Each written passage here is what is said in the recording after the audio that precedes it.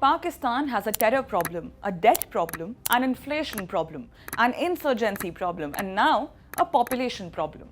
Pakistan's population just crossed 259 million. Every year, 6.7 million babies are born. For a country that runs its economy on loans from the IMF, Saudi Arabia and the UAE, that number is not just a statistic, it's a ticking bomb. And the country's answer to this crisis is not a health minister, not a demographer. It's Field Marshal Asim Munir, the same man running the army and apparently the economy and Pakistan's foreign policy as well. This week, he was added to a government committee on population control. The question is simple: why is a military chief being handed a family planning file? Does Pakistan's government actually believe he can fix it, or has the army simply become too big for anyone to say no to?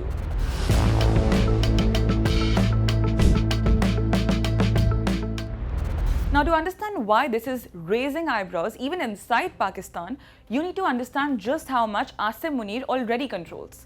On paper, he is the chief of army staff. In practice, he is Pakistan's most powerful man, full stop. He commands the armed forces. He has personally inserted himself into diplomacy. He was a visible central player during the recent US-Iran mediation efforts. He steers economic policy through the Special Investment Facilitation Council, the body that decides where foreign investment flows in Pakistan. And in between all of that, he still finds time for anti-India rhetoric. Most recently, vowing measures to secure Pakistan's share of water under the Indus Waters Treaty. Army chief, diplomat, economic czar, and now demographer-in-chief.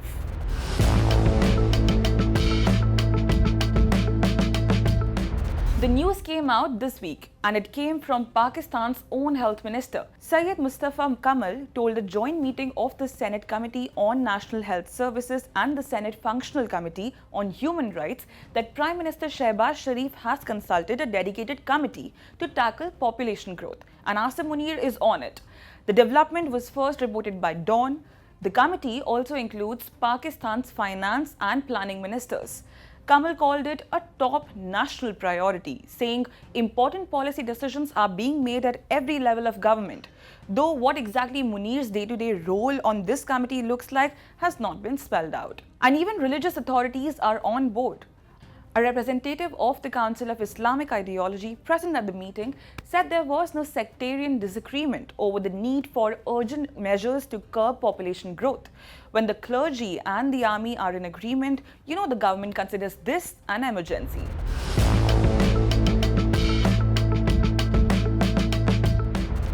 But the timing of this appointment could not be worse.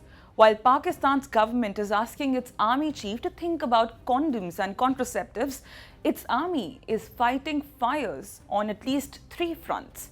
This week alone, 42 Pakistani security personnel were killed in Balochistan in separate attacks by Baloch separatist rebels and Tehreek-e-Taliban Pakistan militants. Tensions have been simmering for weeks along the Pakistan-Afghanistan border, and in Pakistan-occupied Kashmir, unrest over economic hardship and alleged police excesses is only getting worse day by day. So the question Pakistanis are asking is simple. With the army chief already stretched across a live insurgency, a restive border and a boiling POK, does he really have bandwidth left over for a national health file?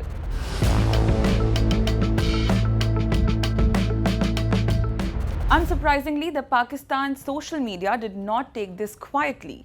The reactions ranged from disbelief to outright sarcasm.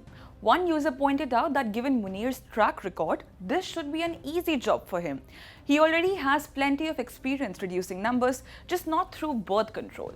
Another asked bluntly whether Munir would now be personally distributing condoms on the street.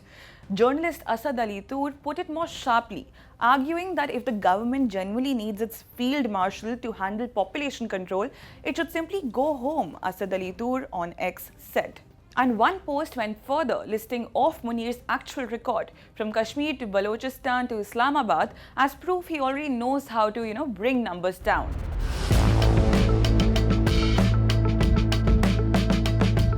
Now, behind the jokes, though, is a real demographic emergency, and the government's own explanation for it reveals a system that may be broken by design. The first problem, according to Kamal, is simple: access. Contraceptives are not widely available across Pakistan, and the health minister estimates that if they were, the country's annual population growth could drop by at least 1.5 million people a year. The government's proposed fix is tax exemptions on contraceptive products. The second problem is where things get politically explosive, because Kamal is not just blaming biology, he's blaming money. Pakistan's National Finance Commission Award decides how federal tax revenue gets divided among its provinces. And right now, roughly 80 to 82% of that formula is based purely on population size. In other words, the more people a province has, the more money it gets from the center. Kamal argues this actively punishes successes.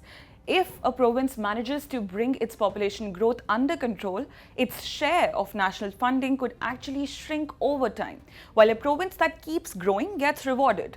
His proposed fix is that cut the population-linked share of the formula from over 80% down to under 50% and base the rest on things like poverty levels and development need.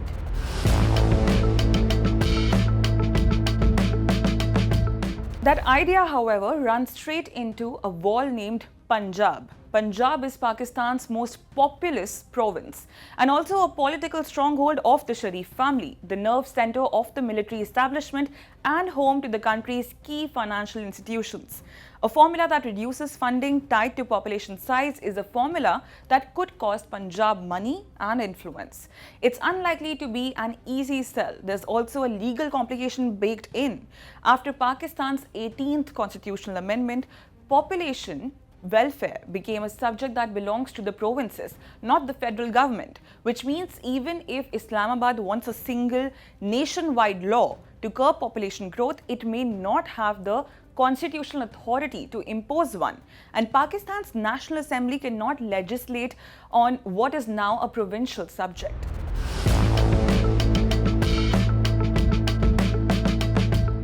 So here is where Pakistan stands, a population racing toward 300 million, a funding system that, by the government's own admission, rewards growth instead of curbing it, a military already fighting insurgents in Balochistan, tension on the Afghan border and unrest in Pakistan-occupied Kashmir.